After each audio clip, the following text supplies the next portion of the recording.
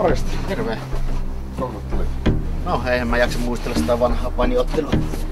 Sitä paitsi tää on hyvä tilaisuus mulle nöyryttää Sanna ja Juho.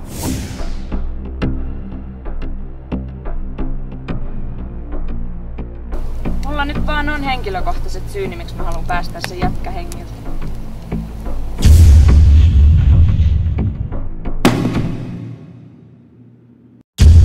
Mikä se oli? En mä tiedä. Kuulosti ihan räjähdykseltä, mutta ei täällä ole mitään mikä voi räjähtää.